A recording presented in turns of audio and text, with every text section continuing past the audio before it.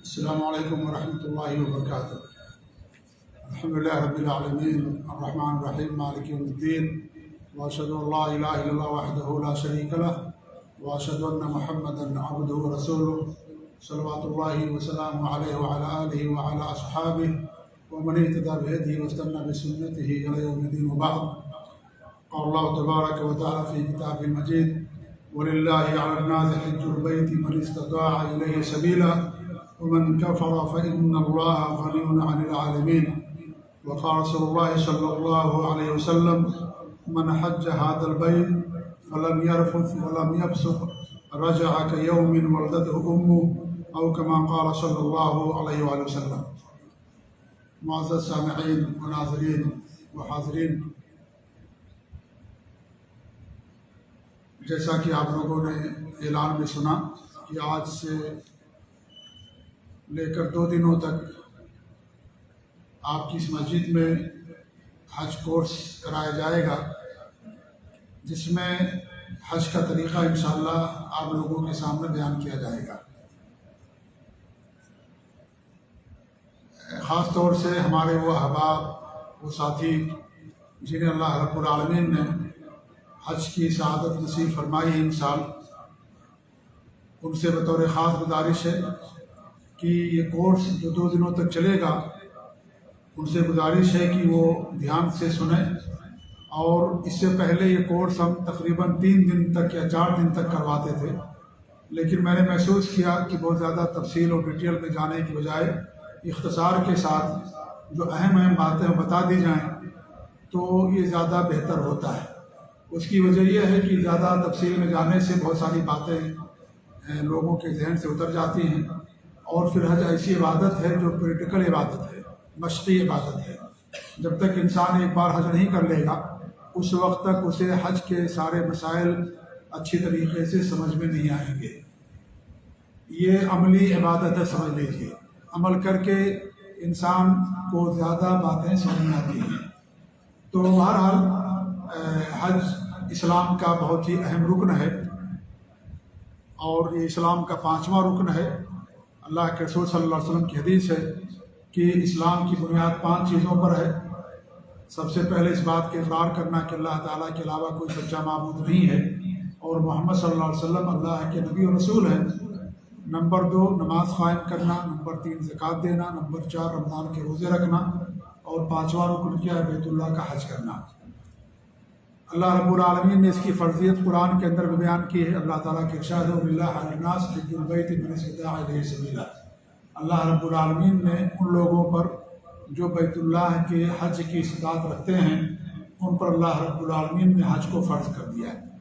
تو حج کی فرضیت قرآن سے بھی ثابت ہے اور حدیث سے بھی ثابت ہے، اور اس کے فرض ہونے پر تمام مسلمانوں کا اجماع ہے کہ اسلام کا ایک اہم رکن ہے۔ حج کی بڑی فضیلت ہے۔ اللہ کے رسول صلی اللہ علیہ وسلم فرماتے ہیں کہ جس نے بیت اللہ کا حج کیا اور وہ حج کے دوران لایعنی باتوں سے، فسق و فجور سے اور غلط باتوں سے دور رہا، تو وہ گناہوں سے اس طریقے سے پاک و صاف ہو کر کے لوٹتا ہے، اس دن کی طریقے سے جس دن اس کی ماں نے اسے جنم دیا تھا۔ اسے بخاری اور صحیح مسلم کی روایت ہے۔ یعنی حج سے گناہوں کو اللہ تعالیٰ معاف کر دیتا ہے، اور اس کے گناہوں کی مغفرت کا بڑا ذریعہ حج کرنا۔ ایسے اللہ کے رسول صلی اللہ علیہ وسلم کی حدیث ہے کہ ایک عمرے سے لے کر کے دوسرے عمرے تک یہ گناہوں کا کفارہ ہوتا ہے۔ اور والحج المبرور لیس لہ جزاء الا الجنہ، اور حج مبرور کا بدلہ جنت کے سوا کچھ نہیں ہوتا ہے۔ حج مبرور وہ حج ہے جسے اللہ رب العالمین قبول فرما لے۔ جس حج کو یا جس حج میں انسان خوب نیکیاں کرتا ہے، نبی کی سنت اور طریقے کے مطابق کرتا ہے، مال حلال سے کرتا ہے، اخلاص کے ساتھ کرتا ہے، جسے اللہ تعالیٰ جس حج کو قبول فرما لے، اس حج کو حج مبرور کہا جاتا ہے۔ اور اس کا بدلہ کیا فرمایا ہمارے نبی نے کہ اس کا بدلہ جنت کے علاوہ کچھ نہیں ہے۔ تو حج کی بڑی فضیلت ہے، اور حج کی استطاعت ہو جانے کے بعد انسان کو علی الفور یعنی فوری طور پر حج کرنا ضروری ہوتا ہے، الا یہ کہ انسان کے لیے کوئی رکاوٹ ہو۔ جیسے نماز فرض ہوگی، نماز فوراً پڑھنا انسان کو، زکوٰۃ فرض ہو گئی، اسی سال اسے زکوٰۃ دینا ہے، یہ نہیں کہ آئندہ سال زکوٰۃ ہم دیں گے یا 2 سال کے بعد دیں گے. تو جو بھی بات فرض ہوتی ہے اس کو فوراً انسان کو کرنا پڑتا ہے، الا یہ کہ کوئی رکاوٹ آ جائے. رکاوٹ مطلب یہ ہے جیسے انسان بیمار ہو گیا یا اس کو پرمیشن نہیں ملا جانے کا، کیونکہ حج کی تشریح ہوتی ہے، پرمٹ ہوتی ہے، اس کے بعد انسان حج کرنے کے لیے جاتا ہے. اور یہ جو تشریح اور پرمٹ بنائی جاتی ہے ہمارے اور آپ کے اور حاجیوں کی آسانی کے لیے چیز بنائی جاتی ہے تاکہ حاجیوں کا کنٹرول آسان ہو اور انہیں کھانے پینے میں اور سفر میں اور اس طریقے سے دیگر چیزوں میں انہیں کوئی تکلیف نہ ہو. اس لیے ساری چیزیں کی جاتی ہیں، پرمٹ بنائی جاتی ہے.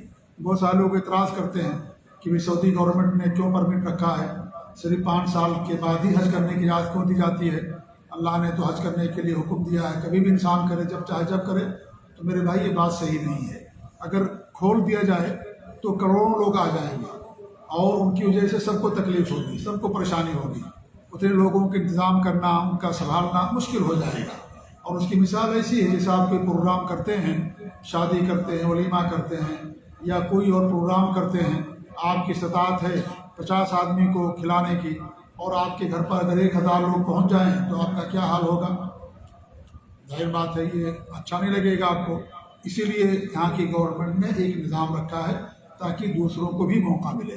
یہ نہیں کہ ایک آدمی ہمیشہ بار بار حج کرتا رہے، دوسروں کو موقع نہ ملے. اس ناحیے سے بھی، اور نمبر 2 اس ناحیے سے تاکہ کنٹرول ہو اور نظم و ضبط برقرار رہے، امن و امان برقرار رہے اور لوگ آسانی کے ساتھ بغیر کسی پریشانی کے لوگ اپنے حج کے اعمال کو انجام دے سکیں. اس لیے گورنمنٹ نے اس چیز کو مقرر کیا ہے. حج ہر آدمی پر فرض نہیں ہے. حج کی کچھ شرطیں ہیں. پہلی شرط تو یہ ہے کہ مسلمان ہونا، کافروں پر حج فرض نہیں ہے. نمبر 2 عقل مند ہونا، جو مجنون اور پاگل ہے ان کے اوپر بھی حج فرض نہیں ہے. نمبر 3 بالغ ہونا، بچوں پر حج فرض نہیں ہے. لیکن بچے اگر حج کریں گے، ان کے ماں باپ اگر حج کراتے ہیں تو بچوں کو بھی ثواب ملے گا اور ماں باپ کو بھی ثواب ملے گا. لیکن بالغ ہونے کے بعد حج کرنا بچوں کے لیے ضروری ہوگا اگر ان کے پاس استطاعت ہوگی تو. چوتھی شرط ہے استطاعت. اور استطاعت کا مطلب یہ ہے، 2 مطلب اس کا. ایک مالی استطاعت ہے کہ انسان کے پاس مال ہو، یہ بنیادی چیز ہے مالی استطاعت. اور مالی استطاعت کا مطلب یہ ہے کہ حج کا پورا خرچ اس کے پاس موجود ہو. یہ نہیں کہ لوگوں سے قرضہ لے لے وہ یا لوگوں سے مانگ کر کے حج کرنے کے لیے جانے. اس کے پاس خود کی حلال کمائی ہو جس کی وجہ سے حج کا پورا خرچ نکلنے سے لے کر کے واپسی تک سارا خرچ وہ برداشت کر سکے. اس کو مالی استطاعت کہا جاتا ہے. دوسری جو شرط ہے بدنی استطاعت. بدنی استطاعت کا مطلب یہ ہے کہ انسان کا جسم صحت مند ہو. اگر وہ بہت کمزور ہے اور مالی استطاعت تو ہے اس کے پاس لیکن بیمار رہتا ہے اور سواری پر نہیں بیٹھ سکتا، بیمار ہے وہ، تو ایسے آدمی کے اوپر حج فرض نہیں ہوتا. ایسے آدمی کی طرف سے دوسرا آدمی حج بدل کر سکتا ہے. ایسے آدمی نے جس نے پہلے اپنا حج کر لیا ہو، ایسے زندہ انسان کی طرف سے جس پر حج فرض ہو گیا، مالی استطاعت اس کے پاس آ گئی لیکن بدنی استطاعت نہیں ہے، جسمانی استطاعت نہیں ہے، تو ایسے آدمی کی طرف سے دوسرا آدمی حج بدل کر سکتا ہے. اور اگر کسی کی وفات ہو گئی ہے تو اس کی طرف سے حج بدل کرنے میں کوئی شرط نہیں ہے، چاہے وہ غریب ہو کر کے مرا ہو یا مالدار ہو کر کے مرا ہو، اس پر حج فرض رہا ہو نہ رہا ہو، ایسے آدمی کی طرف سے انسان حج بدل کر سکتا ہے، اس شرط کے ساتھ کہ کرنے والے نے پہلے اپنا حج کر لیا. تیسری استطاعت کے اندر یہ بھی چیز شامل ہے کہ کسی رکاوٹ کا نہ ہونا.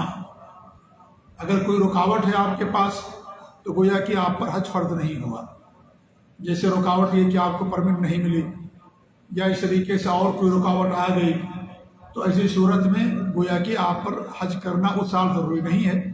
جیسے کرونا کی وجہ سے حج روک دیا گیا تھا اور چند لوگوں نے جا کر کے حج کیا تھا، تقریباً 10-12 ہزار پہلے سال، گزشتہ سال یعنی جو 2 سال پہلے، اور گزشتہ سال 60,000 لوگوں نے حج کیا تھا. تو کرونا کی وجہ سے، بیماری کی وجہ سے، کوئی وبائی بیماری آ جاتی ہے تو اس کی وجہ سے گورنمنٹ یہ اقدام کرتی ہے اس میں جان کی حفاظت کے لیے. اور یہ پہلی بار نہیں، لیکن اس سے پہلے بھی تاریخ میں کئی بار ایسا ہوا ہے. وبائی بیماری پھیلی ہوئی ہے، اگر حج پر لوگ جائیں گے تو ان کی جان کو خطرہ ہے، جان جا سکتی ہے. تو اللہ یہ نہیں کہتا تم جان دے کر کے حج کرنے جاؤ، جان دے کر کے تم نماز پڑھنے جاؤ، اللہ تعالیٰ نہیں چاہتا۔ جان کی حفاظت مقدم ہے، جان رہے گی تبھی انسان حج کرے گا، جان رہے گی تبھی انسان نماز پڑھے گا، اگر جان نہیں ہے تو انسان کیسے حج اور نماز کرے گا؟ اس لیے جان کی حفاظت مقدم ہے، سب سے پہلے جان کی حفاظت۔ جب بھی جان کا خطرہ ہو، بائی بیماری ہو، ایسی صورت میں حکومتیں منع کر دیتی ہیں۔ تو اگر ایسی کوئی رکاوٹ ہے، آدمی کے پاس مال ہے، دولت ہے، استطاعت ہے، لیکن اس سال حج کرنے نہیں جائے گا، آئندہ سال حج کرنے جائے گا جب گورنمنٹ کی طرف سے آسانی ہوگی۔ تو استطاعت کے اندر یہ چیزیں بھی شامل ہوتی ہیں۔ یہ شرطیں کامن ہیں مرد اور عورت سب کے لیے۔ عورت کے لیے دو اور شرطیں ہیں۔ ایک شرط یہ ہے کہ عورت محرم کے ساتھ حج کرنے کے لیے جائے، اور یہ اس کے حج کے کمال کے لیے ہے، یعنی اگر عورت بغیر محرم کے جاتی ہے تو اسی صورت میں اس کا حج قبول ہو جائے گا، لیکن اس کا جو سفر ہوگا وہ سفر میں اس کو گناہ ہوگا، لیکن اس کا حج ہو جائے گا اگر عورت بغیر محرم کے سفر کرتی ہے۔ محرم کے ساتھ سفر کرنا یہ بہتر ہے، اور یہ حج کے کمال کے لیے یہ شرط ہے۔ لیکن اگر عورت بغیر محرم کے سفر کرتی ہے، حج کرتی ہے، تو عورت کا حج ہو جائے گا اور سفر میں اس کو گناہ ہوگا۔ اس کی مثال ایسی جیسے کوئی آدمی جھوٹ بولتا ہے تو جھوٹ بولنے سے اس کو گناہ ہوگا، لیکن نماز اس کو پڑھنا پڑے گا۔ ایسا نہیں کہ اس کی نماز نہیں ہوگی، نماز اس کی ہوگی، لیکن جھوٹ کا اس کو گناہ ہوگا۔ ایسی معاملہ یہاں بھی ہے، اگر عورت بغیر محرم کے جاتی حج کرنے کے لیے اس کا حج ہو جائے گا، لیکن جو سفر ہے یہ سفر میں اس کو گناہ ہوگا کیونکہ اس نے بغیر محرم حج کیا۔ دوسری شرط عورت کے لیے یہ ہے کہ وہ عورت جس کے شوہر کا انتقال ہو گیا ہو اور اگر ابھی عدت نہیں گزری ہے تو ایسی صورت میں اس کا حج نہیں ہوگا، اس کو عدت گزرنے کے بعد حج کرنے کے لیے جانا ہے۔ عدت کے اندر اس کا حج نہیں ہوگا کیونکہ عدت اسے اپنے شوہر کے گھر گزارنا ہے، اور عورت جس کے شوہر کی وفات ہو وہ مجبوری میں اپنی جان بچانے ہی کے لیے اپنے گھر سے باہر جا سکتی ہے یا ضرورت کے لیے۔ لہذا اگر عورت عدت کی حالت میں ہے، شوہر کی وفات ہو گئی ہے، تو عورت حج کرنے کے لیے نہیں نکل سکتی جب تک کہ وہ اس کی عدت ختم نہ ہو جائے۔ عمر فاروق رضی اللہ تعالیٰ عنہ جیسا کہ سعید بن مسیب نے فرمایا ہے کہ وہ ان عورتوں کو جن کے شوہر انتقال کر چکے ہوتے تھے اور وہ عدت میں ہوتی تھی، تو مقام بیدا سے جب انہیں معلوم پڑتا کہ فلاں فلاں عورتیں عدت کے اندر ہیں تو آپ ان کو واپس کر دیتے اور ان کو حج کرنے سے منع کر دیتے تھے۔ عمر فاروق رضی اللہ تعالیٰ عنہ جو خلیفہ راشد ہیں۔ تو یہ حج کی شرطیں ہیں۔ حج اور عمرے کے لیے کچھ جگہیں مقرر کی گئی ہیں جہاں پر جا کر کے حج اور عمرہ کرنے والے کو احرام باندھنا پڑتا ہے، اس کو میقات کہتے ہیں، اور وہ 5 میقات ہیں۔ پہلا میقات تو ہے مدینے والوں کا، اور جو بھی اس راستے سے گزرے، اور اس میقات کا نام ذوالحلیفہ ہے۔ جو بھی مدینہ سے جائے گا حج کرنے یا عمرہ کرنے کے لیے وہ مدینہ سے ذوالحلیفہ سے احرام باندھے گا۔ دوسرا جو ہے جو شام والوں کے لیے، شام یعنی جو مصر ہے، لیبیا ہے، مراکش ہے، اور لبنان، فلسطین، یہ سارے علاقے شام کے علاقے کہلاتے ہیں۔ ان راستوں سے آنے والوں کے لیے الجحفہ ہے، جب وہ اس راستے سے آئیں گے تو ان کو وہاں سے احرام باندھنا، اور کوئی بھی اس راستے سے گزرے گا اس کو یہاں سے احرام باندھنا۔ جیسے ہم جبیل کے ہیں، سعودیہ میں رہتے ہیں، اگر ہم چلے گئے لیبیا سے واپس آ رہے ہیں تو ہم کو وہیں سے احرام باندھنا پڑے گا۔ یعنی ہم کہیں گے بھائی ہم تو جبیل کے ہیں، جا کر کے طائف سے باندھیں گے، نہیں۔ آدمی کے راستے میں جو میقات آئے گا وہیں سے اس کو احرام باندھنا ہے، وہ کسی بھی ملک کا رہنے والا۔ تو 5 میقات 2 ہو گئے۔ تیسرا میقات یہ ہے جو اہل نجد، ریاض، دمام، بحرین اور جبیل، خفجی، ان علاقوں کے لیے ہے، اور وہ ہے کیا نام ہے، قرن منازل، طائف۔ اس کا نیا نام سہل کبیر ہے جو طائف کے اندر پڑتا ہے۔ اس راستے سے جو جائیں گے ریاض ہوتے ہوئے طائف، وہاں وہ لوگ احرام باندھتے ہیں۔ چوتھا جو میقات ہے وہ یمن اور ہندوستان، پاکستان، بنگلہ دیش، سری لنکا، لکشدیپ، مالدیپ، ان علاقوں سے آنے والوں کے لیے ہے یہ یلملم۔ یلملم یہ جدہ سے پہلے پڑتا ہے، اور وہاں آ کر کے وہ لوگ احرام باندھتے ہیں۔ چونکہ ہمارے ہاں سے لوگ ظاہر بات ہے فلائٹ سے آتے ہیں، اس لیے وہ لوگ پہلے سے احرام کا کپڑا پہن لیتے ہیں اور وہاں آ کر کے لبیک اللہم عمرتن یا لبیک اللہم حجتن کہتے ہیں۔ جی، تو یہ چوتھا میقات ہو گیا۔ 5واں میقات کیا ہے؟ ذات عرق، یہ عراق والوں کے لیے۔ ہمارے نبی صلی اللہ علیہ وسلم نے عراق والوں کے لیے خصوصی میقات بنایا جس کا نام ذات عرق ہے۔ جو بھی عراق کے لوگ ہیں اس عراق کے راستے سے جو بھی آئے گا وہاں آ کر کے وہ احرام باندھے گا۔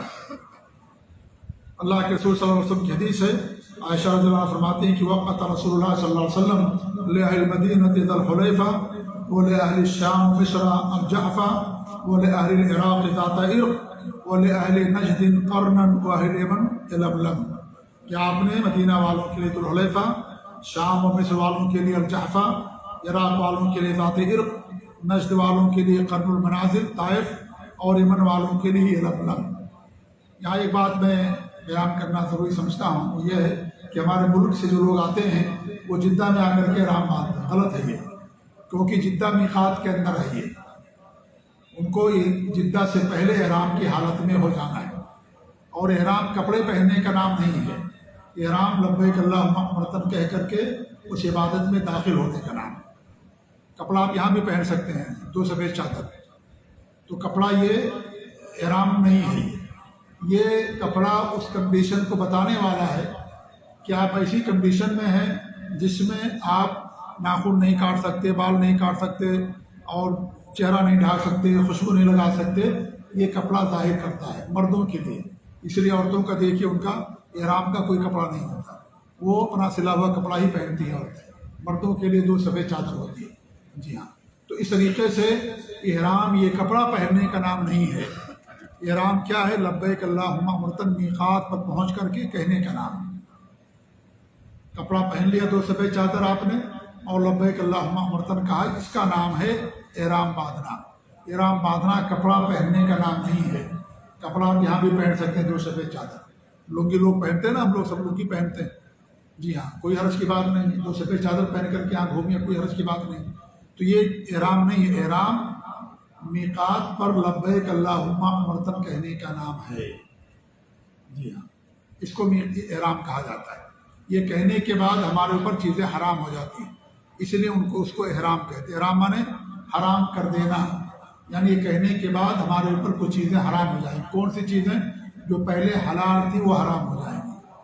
جیسے ہمارے لیے پہلے سر ڈھانکنا حلال تھا، خوشبو لگانا حلال تھا، ناخن کاٹنا حلال تھا، یہ ساری چیزیں حلال تھی، لیکن اب حرام ہو جائیں گے ہمارے لیے، اس لیے اس کو احرام کہتے ہیں۔ جسے تکبیرۃ الاحرام کہتے ہیں، جب نماز میں داخل ہوتے ہیں پہلی بار اللہ اکبر کہتے ہیں، اس کو کیا کہتے ہیں؟ تکبیرۃ الاحرام یا تکبیر تحریمہ۔ کیوں کہتے ہیں تکبیر تحریمہ؟ اس لیے کہتے ہیں کہ جب ہم نے اللہ اکبر کہہ لیا اب نماز میں داخل ہو گئے، اب داخل جب ہو گئے نماز میں تو نماز سے پہلے کچھ چیزیں ہمارے لیے جو حلال تھیں اب حرام ہو جائیں گی۔ کیا حلال تھیں؟ جیسے کھانا کھانا، پانی پینا، بولنا، چلنا پھرنا، یہ سب حلال تھا نا نماز سے پہلے، اب حرام ہو گیا، اس لیے اس کو تکبیر تحریمہ کہا جاتا ہے۔ تو لباس الاحرام کیوں کہتے ہیں اس کو؟ اس لیے کہ وہ ہمارے اوپر وہ چیزیں جو حلال تھیں وہ حرام کرتا ہے۔ جو حرام چیز کبھی حلال نہیں ہوتی ہے، حرام چیز ہمیشہ حرام رہتی ہے۔ جھوٹ بولنا حرام، سگریٹ پینا حرام، اور اس طریقے سے مسوار کھانا حرام۔ وہ سارے لوگ پوچھتے ہیں کہ بھئی ہم احرام باندھے ہیں، ہم سگریٹ پی سکتے ہیں کہ نہیں پی سکتے ہیں؟ ارے بھئی احرام باندھنے کا سگریٹ سے کیا تعلق ہے؟ سگریٹ پینا، بیڑی پینا تو ہمیشہ حرام ہے، چاہے احرام کی حالت میں ہو، چاہے آپ گھر میں ہو، چاہے سفر میں ہو، وہ چیز ہمیشہ حرام ہے۔ کچھ لوگ بولتے ہیں کہ ہم حج کرتے ہیں اور جب بال مڈاتے ہیں تو کیا داڑھی بھی مڈا سکتے ہیں کہ نہیں مڈا سکتے ہیں؟ تو بھئی داڑھی مڈانا تو ہمیشہ حرام ہے، اس کا حج عمرے سے کیا تعلق ہے کہ آپ حج میں نہیں مڈا سکتے داڑھی اور عمرے میں نہیں مڈا سکتے؟ اس کا مڈانا ہمیشہ حرام ہے، اس کا حج عمرے سے کوئی تعلق نہیں ہے۔ تو جو چیز حرام ہوتی ہے ہمیشہ حرام رہتی ہے، ایک لمحے کے لیے بھی حلال نہیں ہوتی۔ تو جو چیزیں ہمارے اوپر حلال تھیں وہ حرام ہوتی، اس لیے اس کو لباس الاحرام کہتے ہیں۔ تو یہ 5 جو ہے میقات ہو گئے۔ تو ہم لوگوں کا جو ہمارے ملک انڈیا، پاکستان، بنگلہ دیش سے آتے ہیں ان کا میقات یلملم ہے۔ یلملم یہ جدہ سے پہلے آتا ہے، جدہ میقات کے اندر ہے، اس لیے وہ لوگ یلملم میں احرام باندھیں گے، لبیک اللہم عمرۃ کہیں گے۔ جی، یہاں پر 95% یا 99% لوگ غلطی کرتے ہیں، وہ جدہ میں آ کر کے سمجھتے ہیں کہ جدہ ہمارا احرام باندھنے کی جگہ، غلط ہے یہ۔ جدہ یہ میقات کے اندر ہے۔ جیسا آپ مدینہ سے احرام باندھ کر کے جاتے ہیں تو مدینہ سے لے کر کے مکہ کے درمیان بڑی آبادیاں ہیں، تو مکے کے بعد جو مدینہ کے بعد کے جو لوگ ہیں وہ لوگ وہیں سے احرام باندھ کر کے جائیں گے، لیکن ہمیں مدینہ سے ذوالحلیفہ سے احرام باندھ کر کے جانا ہے۔ اگر ہم ذوالحلیفہ پار کر کے لبیک اللہم عمرۃ نہیں کہا تھا اب جا کر کے وہاں کرتے نہیں، غلط ہے یہ، آپ کو واپس آنا پڑے گا کہاں ذوالحلیفہ احرام باندھنے کے لیے۔ تو اس لیے یہ لملم یہ ہمارے ملکوں سے آنے والے لوگوں کا میقات ہے۔ حج 3 طرح کا ہوتا ہے کہ ایک حاجی کو 3 طرح کے حج کرنے کا اختیار ہوتا ہے۔ پہلا جو ہے جسے حج تمتع کہا جاتا ہے، حج تمتع یہ سب سے افضل حج ہوتا ہے۔ حج تمتع، حج تمتع کا مطلب یہ ہے کہ انسان پہلے عمرے کا احرام باندھتا ہے، مکہ جاتا ہے، طواف کرتا ہے، صفا مروہ کی صحیح کرتا ہے اور بال کٹا کر کے حلال ہو جاتا ہے۔ پھر ذی الحجہ کی 8 تاریخ کو جہاں اس کی رہائش ہو، جہاں وہ رکا ہوا ہو، چاہے مکے کے اندر ہو یا خیمے کے اندر، پھر ذی الحجہ کی 8 تاریخ کو ظہر سے پہلے حج کا احرام باندھتا ہے۔ پھر ذی الحجہ کی 10 تاریخ کو جا کر کے اس کا احرام کھلتا ہے، ٹھیک ہے، تو اس کو حج تمتع کہا جاتا ہے۔ میقات پر پہنچ کر کے عمرے کا احرام باندھنا، کیا کہنا لبیک اللہم عمرۃ، مکہ چلے گئے، مکہ جانے کے بعد طواف کرنا، صفا مروہ کی صحیح کرنا اور بال کٹا کر کے حلال ہو جانا، جیسے آپ عمرہ کرتے ہو ویسے عمرہ کریں گے۔ پھر ذی الحجہ کی 8 تاریخ کو احرام باندھنا، اس کو حج تمتع کہا جاتا ہے۔ یہ تینوں حج میں سب سے افضل حج ہے حج تمتع۔ کیوں افضل ہے؟ اس کی بہت ساری دلیلیں ہیں۔ سب سے پہلی دلیل تو یہ ہے کہ ہمارے نبی صلی اللہ علیہ وسلم کی تمنا تھی اور آپ کی خواہش تھی، آپ کی آرزو تھی کہ کاش میں بھی حج تمتع کرتا۔ نبی کس چیز کی تمنا کرتا؟ اچھی اور افضل چیز کی۔ ہمارے نبی صلی اللہ علیہ وسلم نے حج قران کیا تھا اور آپ کے ساتھ ایک مجبوری تھی۔ کیا مجبوری تھی؟ کہ آپ نے حج کا جب احرام باندھا تو آپ قربانی کا جانور ساتھ لے کر کے گئے تھے، جانور ساتھ لے کر گئے۔ جو آدمی حج کا احرام باندھے اور قربانی کا جانور ساتھ میں ہو، وہ آدمی حج قران کو حج تمتع نہیں کر سکتا، جانور ساتھ میں ہونے کی وجہ سے۔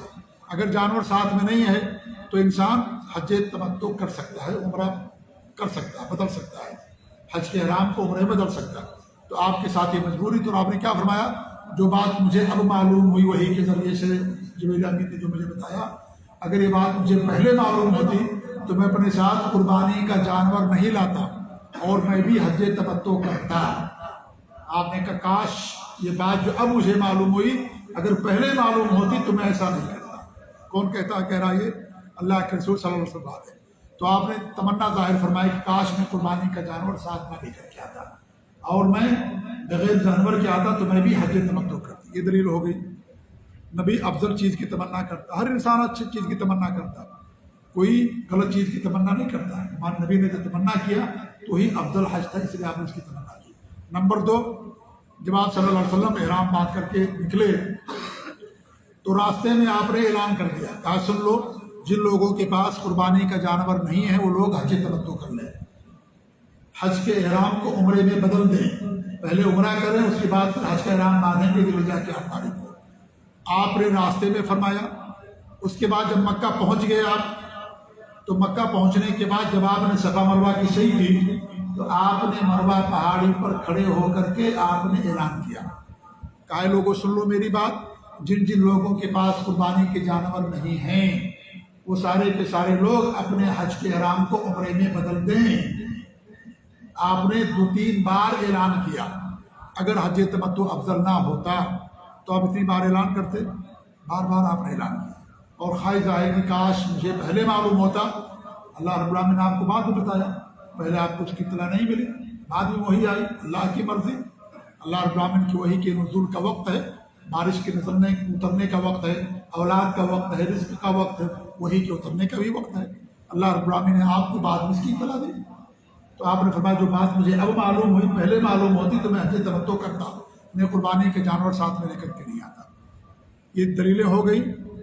اور ایک اور دلیل ہے، یہ ہے کہ حج کے اندر حج تمتع میں ہمارے اور آپ کے لیے آسانی ہے، بہت آسانی اس کے اندر، اور دین آسانی کا نام۔ کیا آسانی ہے؟ آسانی یہ ہے کہ حج تمتع میں آپ عمرہ کر کے حج سے فارغ ہو گئے، عمرے سے فارغ ہو گئے، اب آپ کے احرام کی ساری پابندیاں ختم ہو گئی۔ اب ذی الحجہ کی 8 تاریخ کو حج کا احرام باندھیں گے، لیکن ایک اور ذی الحجہ کی 8 تاریخ تک آپ فری ہیں، سلے ہوئے کپڑے پہنیے، خوشبو لگائیے، بیوی کے پاس جائیے، نو پرابلم۔ اور اس طریقے سے کیا نام ہے، ناخن کاٹیے، کوئی سب کچھ جائز ہو گیا آپ کے لیے، آپ نے پورا کر لیا، ساری پابندیاں ختم ہو گئی۔ لیکن اگر آپ نے حج قران کا احرام باندھا ہے جس میں عمرہ اور حج ایک ساتھ ہوتا ہے تو اس میں احرام کب کھلے گا؟ ذی الحجہ کی 10 تاریخ کو. ذی الحجہ کی 10 تاریخ. مان لیجیے ہمارے ملک سے لوگ حاجی آ گئے، اگر وہ حج قران کریں وہ تو آج سے لے کر کے ذی الحجہ کی 10 تاریخ تک، ابھی تقریباً ایک میں کتنا دن باقی ہے؟ ذی الحجہ کی 10 تاریخ 15 دن نہیں اور زیادہ ہوگا شاید، 17-18 دن باقی ہے. تو اس وقت اتنے دنوں تک ان کو احرام کے اندر رہنا ہے، پابندی کرنا. اتنے دنوں تک احرام میں رہنا مشکل ہے کہ نہیں مشکل ہے؟ پابندی کا خیال رکھنا پڑے گا. سر نہیں ڈھال سکتے مرد لوگ، ناخن نہیں کاٹ سکتے نہ مرد نہ عورت، نہ چہرہ ڈھال سکتے ہیں مرد لوگ، نہ سلا ہوا کپڑا پہن سکتے، نہ خوشبو لگا سکتے. بہت مشکل ہے کہ نہیں مشکل ہے؟ 18 دن 20 دن تک، ایک مہینہ تک اس کے اندر رہنا انسان کے لیے بہت مشکل ہے. اس لیے حج تمتع کے اندر آسانی ہے، لہذا حج تمتع سب سے افضل حج ہے. اس میں قربانی بھی دینی پڑتی ہے، قران بھی قربانی ہوتی ہے. تو حج تمتع سب سے افضل حج ہے. جسے توفیق ملے اس کو حج تمتع کرنا چاہیے. ہماری بھی خواہش تھی، اور جن جن صحابہ کے پاس جانور نہیں تھے سب نے حج تمتع کیا تھا. ہمارے نبی کے ازواج مطہرات نے بھی حج تمتع کیا، اور صحابہ نے حج تمتع کیا. جن جن کے پاس بھی قربانی کے جانور نہیں تھے سب نے حج تمتع کیا تھا. پہلے حج تمتع نہیں ہوتا تھا، حج تمتع دین اسلام کے اندر شروع ہوا. اس لیے صحابہ کرام کو اعتراض ہوا، کہا کہ ہم ذی الحجہ کی 8 تاریخ کو دوبارہ احرام باندھیں گے اور ہم اپنی بیویوں کے پاس گئے ہوئے ہوں گے تو کیسے ہوگا یہ؟ پہلے حج تمتع نہیں ہوتا زمانے جاہلیت کے اندر، تو اس کے اندر حج تمتع مشروع قرار دیا گیا. تو حج تمتع سب سے افضل حج ہے.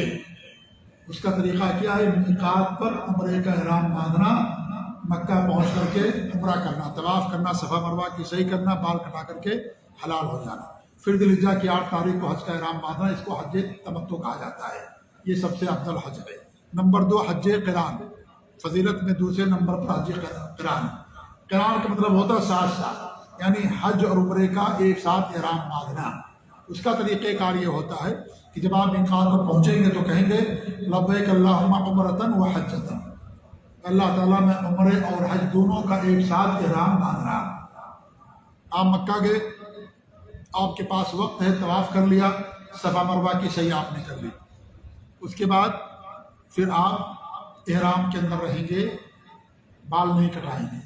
پھر ذی الحجہ کی 8 تاریخ کو آپ منا جائیں گے، پھر مزدلفہ تمام اعمال کریں گے. پھر ذی الحجہ کی 10 تاریخ کو کنکڑی مارنے کے بعد آپ کے حج کا احرام کھلے گا. اس کو حج قران کہا جاتا ہے. اگر آپ کے پاس وقت ہے تو آپ جا کے طواف کر لیں، صفا مروہ کی سعی کر لیں. اگر صفا مروہ کی سعی کر لیں گے تو ذی الحجہ کی 10 تاریخ کو صفا مروہ کی سعی آپ کو نہیں کرنا پڑے گا، کیونکہ حج قران میں ایک ہی سعی ہوتی ہے، یا تو پہلے کر لیں یا تو بعد میں کر لیں. حج تمتع میں 2 سعی ہوتی ہے، اس لیے بھی حج تمتع افضل ہے کہ اس میں 2 بار صحیح کرنا پڑتا ہے. 2 بار صحیح کرنا پڑتا ہے، ایک عمرے کی صحیح اور ایک حج کی صحیح. حج قران میں ایک ہی صحیح ہے. اگر آپ نے پہلے جاتے ہی کر لیا ہے تو ذی الحجہ کی 10 تاریخ کو جب طواف زیارہ کریں گے تب آپ کو صحیح نہیں کرنا پڑے گا. ٹھیک ہے. اور اگر آپ کے پاس وقت نہیں ہے صحیح کرنے کی، صحیح مت کیجیے. حتیٰ کہ اگر آپ کے پاس طواف کرنے کا بھی وقت نہیں ہے تو طواف مت کیجیے، سیدھے آپ عرفات میں بھی جا سکتے ہیں. آپ سیدھے عرفات کے اندر بھی جا سکتے ہیں.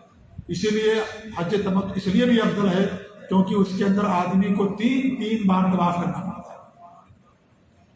حج قران کے اندر کتنی بار طواف ہے؟ 2 بار طواف ہے فرض. حج تمتع کے اندر 3 بار طواف ہے. ایک عمرے کا طواف، نمبر 2 طواف زیارہ، نمبر 3 طواف وداع. یہ 3 طواف ہو گیا. قران میں 2 ہی طواف، طواف زیارت اور طواف وداع. حج افراد جو تیسرا حج اس میں بھی 2 ہی طواف، طواف زیارت اور طواف وداع. ٹھیک ہے. تو اس ناحیے سے بھی حج تمتع افضل ہے کیونکہ اس میں عمل زیادہ ہے، آسانی بھی ہے اور عمل بھی زیادہ ہے. جب عمل زیادہ کریں گے تو زیادہ ثواب بھی ملے گا.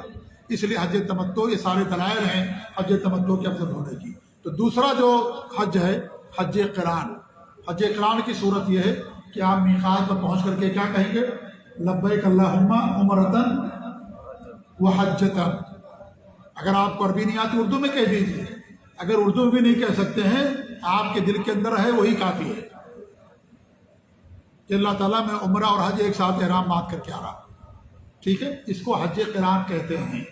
اس کی صورت کیا ہوگی؟ آپ کے پاس اگر وقت ہے طواف کر لیجئے، صفا مروہ کی سعی کر لیجئے، احرام میں رہیے، احرام نہیں کھولنا آپ کو۔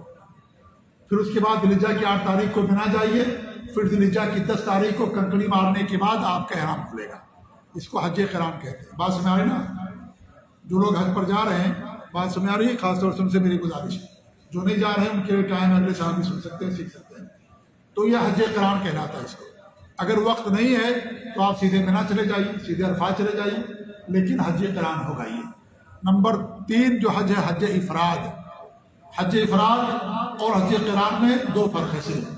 ایک تو نیت کا فرق ہے، حج قران میں کیا کہیں گے؟ حج عمرہ ایک ساتھ کا میں احرام باندھ رہا ہوں۔ حج افراد میں کیا کہیں گے؟ صرف حج کا احرام باندھ رہا ہوں۔ طریقہ وہی ہے جو حج قران کا ہے۔ اگر آپ کے پاس وقت ہے تو آپ جا کر کے طواف کر لیجئے، صفا مروہ کی صحیح کر لیجئے۔ اگر وقت نہیں ہے تو سیدھے آپ منا چلے جائیے، عرفات چلے جائیے۔ تو پہلا فرق یہ حج قران اور تمتع حج افراد کے اندر کہ حج قران میں آدمی کیا کہتا ہے؟ عمرہ اور حج کا ایک ساتھ میں احرام باندھ رہا ہوں، یہ کہتا وہ۔ اس میں کیا کہے گا وہ؟ حج افراد، صرف حج کا احرام باندھ رہا ہوں۔ اللہ تعالیٰ میں حج کا احرام باندھا، صرف حج، اس میں عمرہ نہیں ہوتا۔ دوسرا فرق کیا ہوگا؟ دوسرا فرق یہ ہوگا کہ حج افراد میں قربانی نہیں ہے۔ حج قران کے اندر قربانی واجب اور ضروری ہے۔ تمتع میں بھی قربانی واجب اور ضروری ہے، حج قران کے اندر بھی واجب اور ضروری ہے۔ حج افراد میں قربانی نہیں ہوتی، اگر آپ دے دیں الحمدللہ کوئی مسئلہ نہیں، لیکن حج افراد کے اندر قربانی واجب اور ضروری ہے۔ تو یہ 3 طرح کا حج ہوتا ہے۔ حج تمتع جو سب سے افضل حج ہے، اس کی صورت یہ ہے کہ آپ مکہ یہ میقات پر پہنچ کر کے عمرے کے احرام باندھیں، لبیک اللہم عمرۃ کہیں، اس کے بعد مکہ جائیں، طواف اور صفا مروہ کی صحیح کریں، بال کٹا کر کے حلال ہو جائیں۔ بال کٹوائیے، مڈوائیے گا نہیں، کیونکہ پھر ذی الحجہ کی 10 تاریخ کو بال مڈانا پڑے گا۔ تو بال اگر نہیں رہیں گے تو بال کیسے مڑائیں گے؟ اس لیے بال کٹوا لیجیے۔ یہ حج تمتع ہو گیا۔ حج قران یہ ہے کہ حج عمرہ کا ایک ساتھ احرام باندھنا، میقات پر پہنچ کر کے یہ کہنا اللہ تعالیٰ میں حج اور عمرے کا ایک ساتھ احرام باندھ رہا ہوں۔ اب مکہ گئے، آپ طواف کر لیے، صفا مروہ کی صحیح کر لیے، اب احرام میں رہیے آپ۔ کب احرام آپ کا کھلے گا؟ ذی الحجہ کی 10 تاریخ۔ حج افراد کیا ہے؟ جب آپ احرام باندھیں تو کہیں گے لبیک اللہم حجن، بس صرف حج کا احرام باندھ رہا ہوں۔ مکہ گئے، ٹائم ہے، طواف صفا مروہ کی صحیح کر لیں گے۔ اگر نہیں ٹائم ہے تو آپ سیدھے عرفات بھی جا سکتے ہیں۔ ذی الحجہ کی 10 تاریخ کو اس میں حج کا آپ کا احرام کھلے گا۔ اس کو حج افراد کہتے ہیں۔ اس کے اندر قربانی واجب اور ضروری نہیں ہوتی ہے۔ اس میں سب سے افضل حج کیا ہے؟ حج تمتع ہے، اس کے بعد حج قران ہے، اس کے بعد حج افراد ہے۔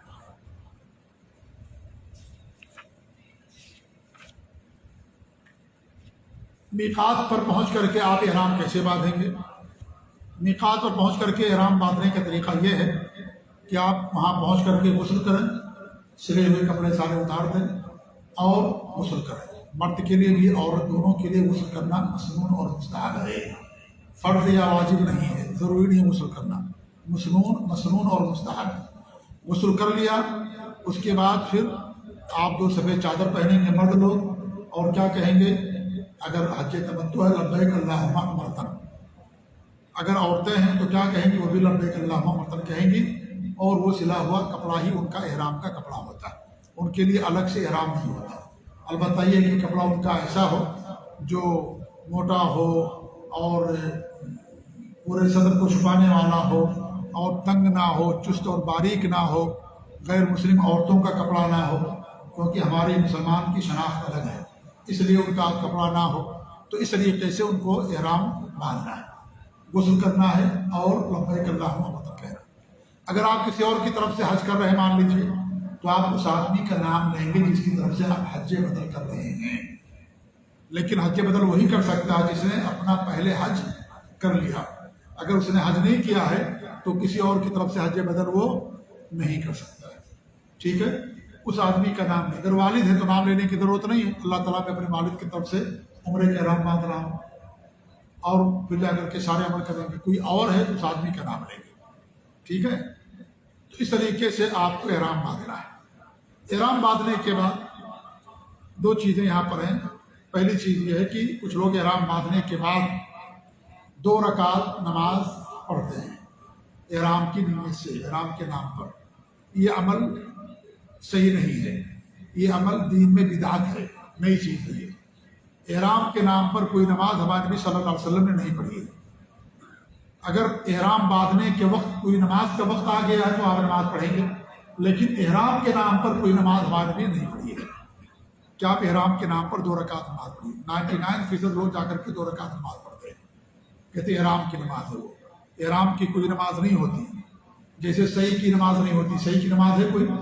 صحیح کے بعد نماز پڑھتے ہیں طواف کے بعد، ہاں طواف کے بعد صحیح کی نماز نہیں ہوتی۔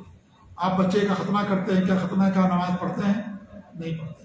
آپ جاتے ہیں عیدگاہ نماز پڑھنے کے لیے تو عیدگاہ کے اندر جو عید کی 2 رکعت نماز ہے وہی پڑھتے ہیں یا اس کے علاوہ بھی پڑھتے ہیں؟ اس کے علاوہ پڑھنا جائز نہیں ہے۔ عیدگاہ کے اندر علی رضی اللہ عنہ تشریف فرما تھے، ایک آدمی آیا اور اسے 2 رکعت نماز پڑھی، آپ نے اس کو منع کیا لیکن نہیں مانا، پڑھ لیا۔ پھر کھڑا ہوا پڑھنے کے لیے تو علی رضی اللہ تعالیٰ عنہ نے اس کا ہاتھ پکڑ کر کے زمین پر اس کو بٹھا دیا اور کہا کہ نماز مت پڑھو، بیٹھ جاؤ۔ بیٹھ گیا وہ، کہا کہ آپ مجھے نماز پڑھنے سے روکتے ہیں اور مجھے امید ہے کہ اللہ تعالیٰ مجھے نماز پر ثواب دے گا۔ علی رضی اللہ عنہ نے فرمایا کہ مجھے یقین ہے کہ اللہ تعالیٰ تجھے گناہ دے گا، کیونکہ تو نبی کی سنت کی مخالفت کرتا ہے۔ ہمارے نبی نے عیدگاہ کے اندر عید کی نماز کے علاوہ کوئی نماز نہیں پڑھی ہے۔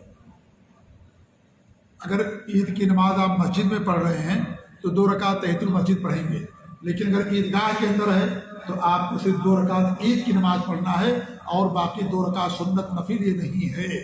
ہمارے نبی نے ایسا نہیں کیا، نہ صحابہ نے کیا۔ تو علی رضی اللہ تعالیٰ عنہ کو روک دیا، منع کر دیا۔ کیا انہوں نے ان کو نماز پڑھنے سے منع کیا؟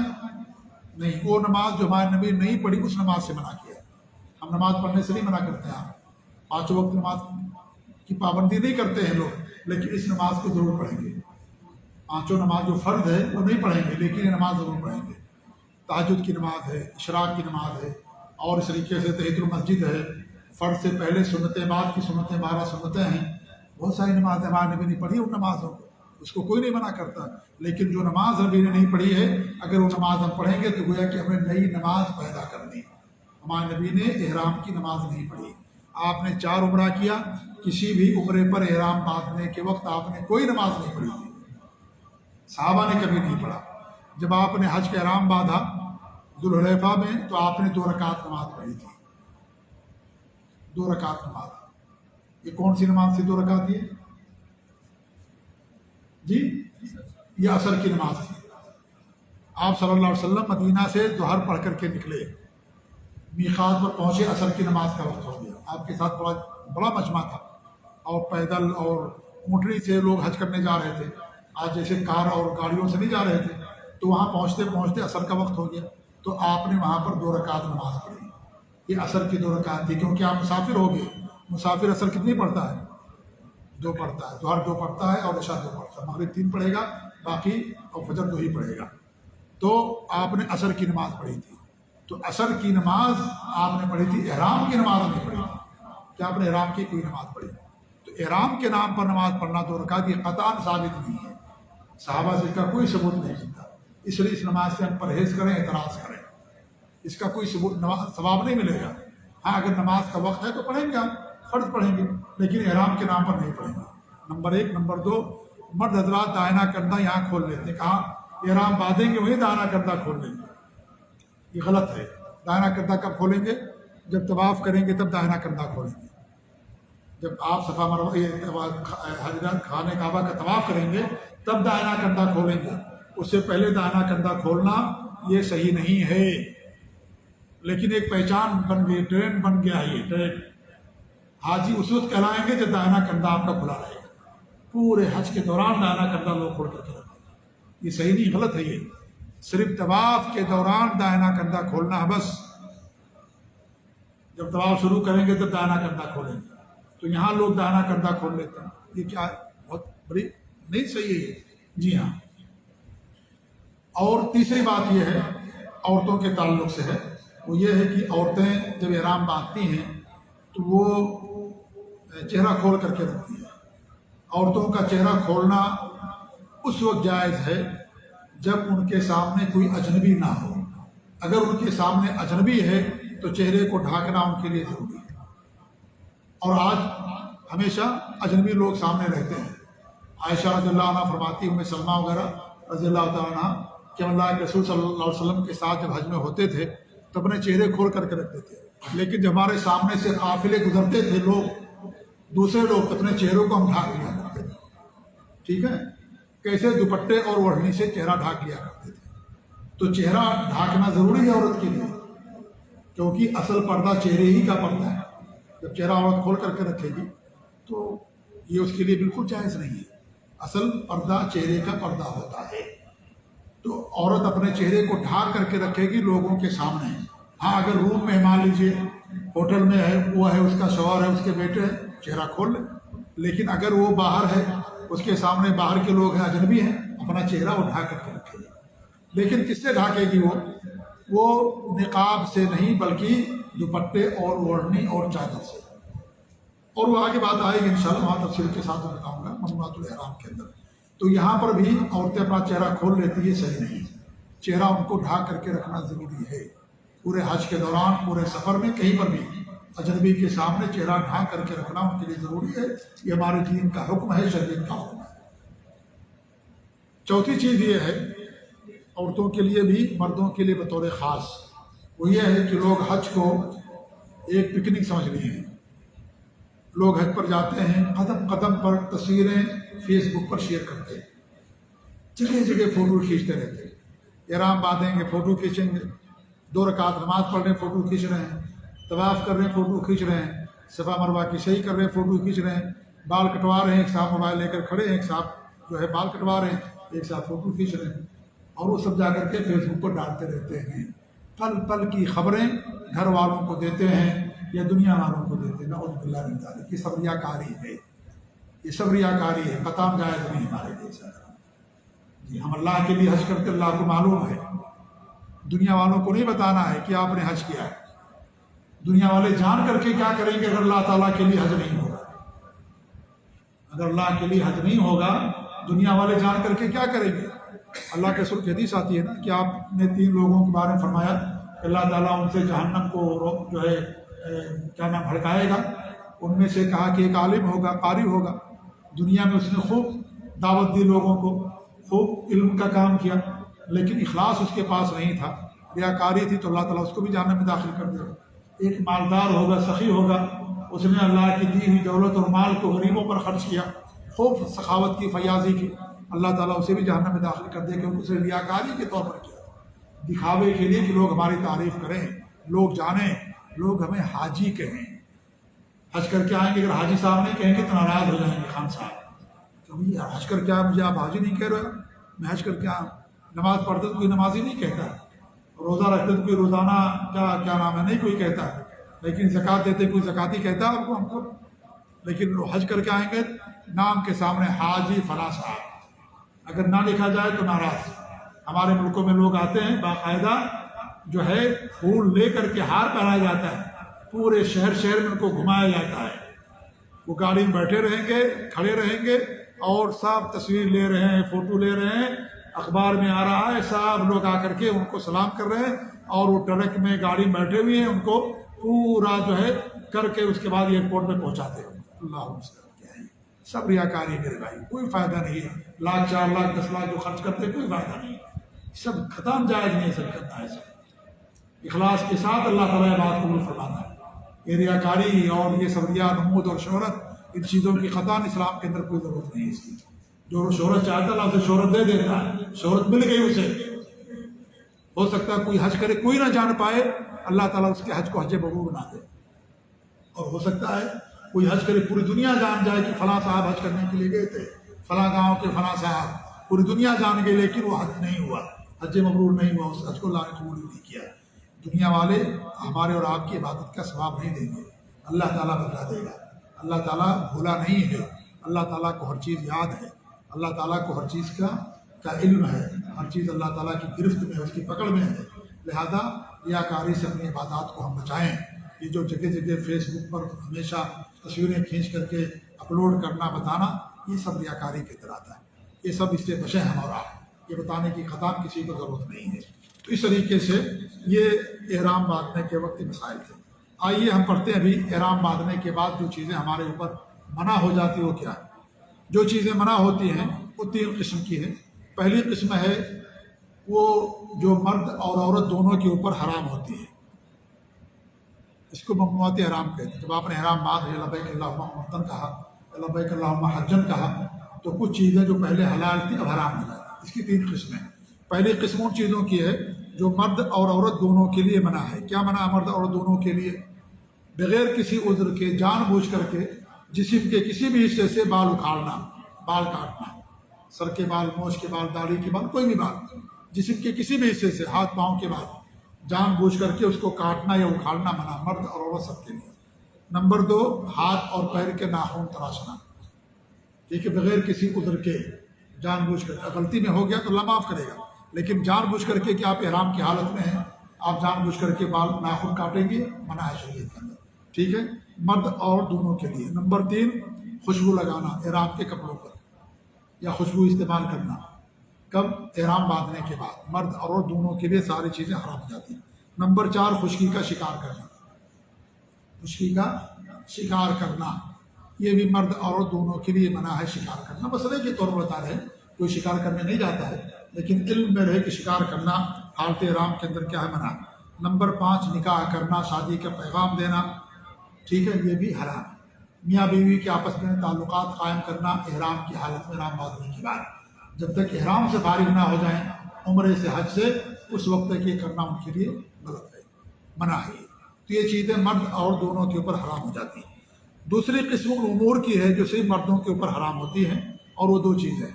نمبر 1، مرد کا اپنا سر یا چہرہ جان بوجھ کر کے ڈھانکنا، ایسی چیز سے جو چہرے سے ملی ہوئی ہو یا سر سے ملی ہوئی ہو، جیسے آپ ٹوپی رکھ لیں، سر کے اوپر جو ہے آپ رومال رکھ لیں، ٹھیک ہے، یہ منع ہے شریعت کے اندر۔ ہاں، آپ چھتری استعمال کر سکتے ہیں، کوئی مسئلہ نہیں، کیونکہ چھتری آپ کے سر سے اوپر ہے، ٹھیک ہے، کوئی حرج کی بات نہیں۔ ایسے اگر آپ کے پاس سامان ہے، ٹھیک ہے، بہت زیادہ، اور اس سامان کو سر پر رکھے بغیر آپ نہیں لے جا سکتے ہیں، اور آپ کا مقصد سر ڈھانکنا نہیں بلکہ سامان کو اٹھا کر کے لے جانا ہے، تو آپ سر پر سامان اٹھا کر کے لے جا سکتے ہیں، ٹھیک ہے۔ تو سر کو ڈھانکنا یا چہرے کو ڈھانکنا مردوں کے لیے یہ منع ہے۔ نمبر 2، سلے ہوئے کپڑے پہننا، یہ مرد کے لیے منع ہے۔ سلے ہوئے کپڑے پہننے سے مراد کے جاننا ضروری ہے ہمارے لیے، اس لیے کہ یہاں لوگ غلطی کرتے ہیں۔ سلے ہوئے سے مراد یہ ہے کہ وہ کپڑے جس میں ہاتھ اور پاؤں داخل کرنے کے لیے جگہیں ہوتی ہیں، اور اس سے طرز پر سلا اور بنایا جاتا ہے، اس کو سلا ہوا کپڑا کہا جاتا ہے، ٹھیک ہے، جیسے بنیان ہے، انڈر ویئر ہے، پینٹ شرٹ ہے، ٹھیک ہے، موزہ ہے، موزے میں سلائی نہیں ہے، موزہ کپڑے کا بنا ہوا لیکن وہ بھی پہننا منع ہے۔ تو سلائی سے مراد یہ ہوتا ہے کہ وہ کپڑے یا وہ چیزیں جو انسان سائز کے طور پر بنایا جاتا ہے، اس کو پہنتا ہے، اس کا پہننا انسان کے لیے منع ہوتا ہے۔ اس لیے آپ کسی بھی طرح کی چپل پہن سکتے ہیں، اس میں سلائی ہے، بیلٹ استعمال کر سکتے ہیں، گھڑی استعمال کر سکتے ہیں پٹے والی، کوئی حرج کی بات نہیں ہے۔ کوئی بھی چپل آپ استعمال کر سکتے ہیں، کوئی بھی جوتا اس میں سلائی ہے آپ استعمال کر سکتے ہیں، کوئی حرج کی بات نہیں اس کے اندر، کیونکہ وہ سلائی مراد وہ نہیں ہے۔ سلائی سے مراد وہ کپڑے ہیں جو سائز کے طور پر بنے جاتے ہیں، بنائے جاتے ہیں، سلائے جاتے ہیں، اس کا پہننا منع ہے، ٹھیک ہے۔ اگر نہ سلا ہوا ہو کپڑا، صرف بن دیا جائے تو بھی پہننا اس کا حرام ہوگا۔ جیسے مان لیجیے آج کل کوئی سی شرٹ آ جائے جس میں سلائی نہیں کیا ہے خیاط نے یا درزی نے، کوئی بھی سلائی نہیں ہے، لیکن اس کو ویسے ہی اس میں آستین بنا دی گئی ہے کپڑے کے اندر، تو کیا اس کا پہننا جائز ہوگا ہمارے لیے؟ نہیں جائز ہوگا، کیونکہ اس میں گرچہ سلائی نہیں ہے لیکن وہ سائز کے طور پر اس کو بنا گیا ہے کپڑے کو، وہ جائز نہیں ہوگا۔ جیسے موزہ ہے، موزے میں سلائی نہیں رہتی ہے لیکن موزہ ہم نہیں پہن سکتے، موزہ عورت پہن سکتی ہے، موزہ وہ پہن سکتا ہے جس کے پاس جوتے چپل نہ ہو، وہ پہن سکتا ہے، لیکن بغیر کسی عذر کے انسان موزہ نہیں پہن سکتا۔ تو سلے ہوئے کپڑے سے کیا مراد ہے کہ جو سائز کے طور پر سلا ہوا کپڑا ہو، آستین اس میں داخل کرنے کی ہے، پاؤں داخل کرنے کے لیے انڈر ویئر بنیان، یہ ساری چیزیں مراد ہیں۔ یہ سلائی کا دھاگا مراد نہیں ہے، اس لیے اگر آپ کا احرام کا کپڑا بغل میں سلا دیا ہے آپ نے، اس کو پہن سکتے ہیں، کوئی حرج کی بات نہیں، کوئی مسئلہ اس کے اندر نہیں ہے۔ آپ سایہ سمجھتے ہیں، پیٹی کوٹ کہتے ہیں اس کو ہندی زبان میں، جو ساڑی کے نیچے پہنتی ہیں، آپ اگر اپنے احرام کو سائے کے طریقے سے سل لیں، اسے آپ پہن سکتے ہیں، اسے آپ پہن سکتے ہیں، کوئی حرج کی بات نہیں۔ شیخ ابن عثیمین رحمۃ اللہ علیہ کا باقاعدہ فتویٰ اس کے تعلق سے موجود ہے۔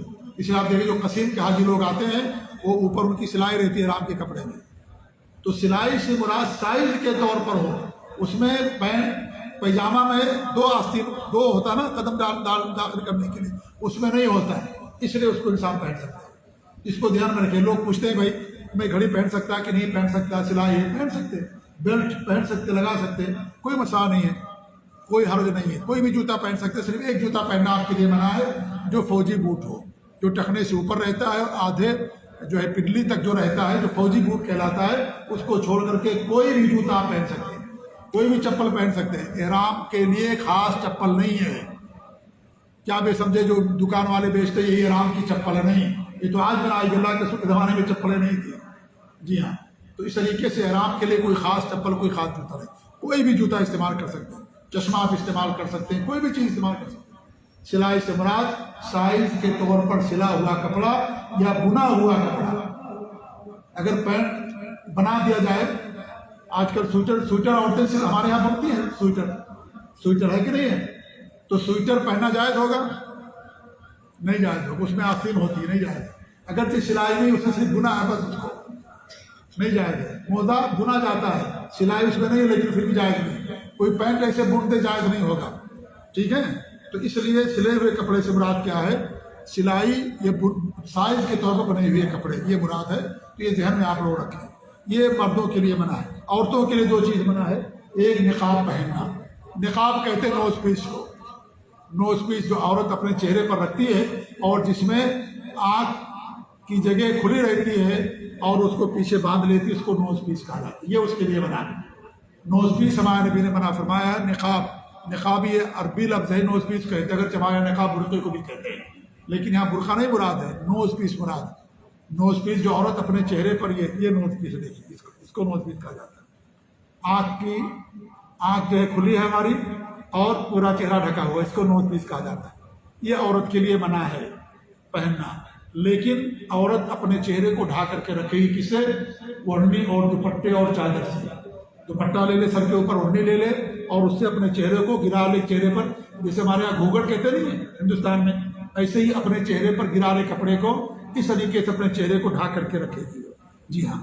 لیکن نوز پیس پہننا اس کے لیے کیا ہے؟ منع ہے، نوز پیس استعمال نہیں کرے، یہ ایک چیز ہو گئی۔ اور دوسری چیز کیا؟ دستانہ پہننا، دستانہ گلوز کہتے ہیں، گلوز پہننا مرد کے لیے، عورتوں کے لیے بھی منع ہے۔ مردوں کے لیے منع کہ نہیں منع ہے؟ جی دستانہ جی منع ہے جی، مردوں کے بدر جو ہے نا منع ہے، کیونکہ وہ سلے ہوئے کپڑے کے اندر آ جاتا ہے، انگلیاں کی جگہ ہے اس کے اندر۔